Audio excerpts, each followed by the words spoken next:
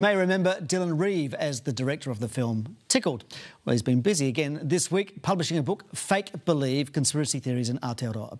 So what do the conspiracies mean for our politics and what stops him from falling down the rabbit hole himself? Dylan Reeve, welcome to the program. Thank you. Just briefly, why did you write the book?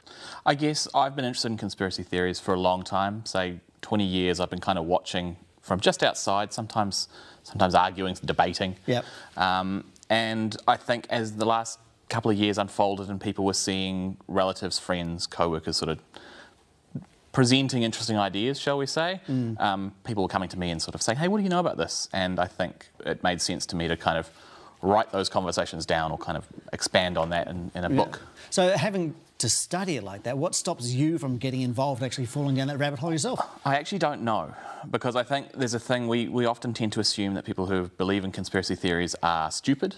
And I don't think that's fair, because all of the people I've spoken to who believe in conspiracy theories are smart, analytical thinkers, really well connected and quite empathetic to the people around them. And for some reason, they've just sort of taken in some different ideas and information. What's the attraction? Is it just being anti-establishment, or is there... It could be. I think everyone probably has a different like piece that hooks them in. There'll be something that kind of appeals to them, whether it's a fear of the unknown and say something like a vaccine that might have taken an interest in them, or whether they've perhaps seen an event unfold that they didn't felt right because of the way it was reported or something. But these conspiracy theories can have real-world consequences, lead to real action. And also, we've seen this week, American conspiracy theorist Alex Jones, he just lost $1 billion court case because he said the Sandy Hook school shootings from so long ago were fake.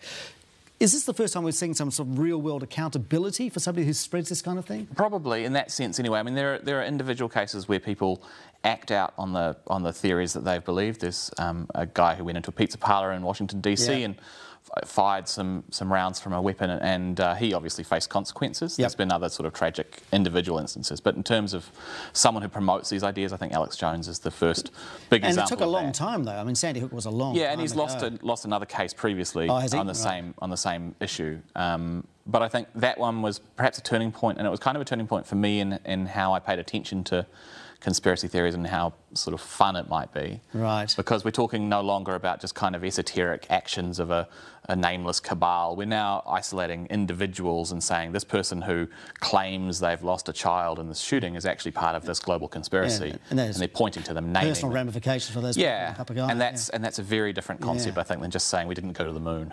Yes, OK. All right, let's talk about local politics. Last weekend we had fewer than a dozen known disinformation candidates were elected, even though there was like more than, say, or under 200 running for office in the local body elections. What do you make of those results?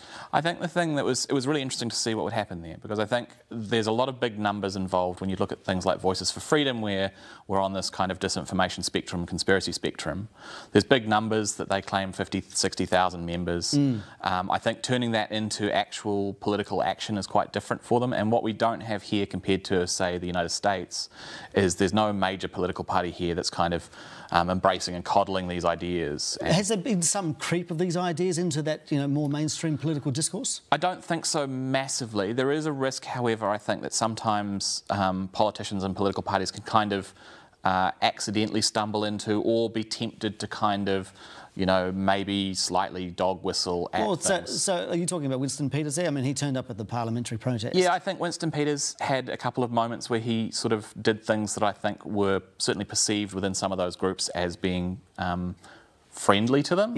And some other politicians have done the same, sort of sometimes accidentally, sometimes deliberately. Sometimes they seem like they might, people within those conspiracy spaces feel like they might be friends. Flirting? Yeah. OK. At the 2020 general election, the fringe parties only really, if you add them all up, got about 3% of the total vote. What about, we've had the parliamentary protest since then. What are you sort of feeling about the next election? I don't know. I think there's a lot of people think that it's hard to, because there's an inherent distrust of the system with a lot of these conspiracy theories anyway, right? If you look at the idea that the elections are stolen, which is said here as well as in the States, then there are people who might be inclined to vote for those smaller niche parties but also don't believe in the system outright, so don't participate.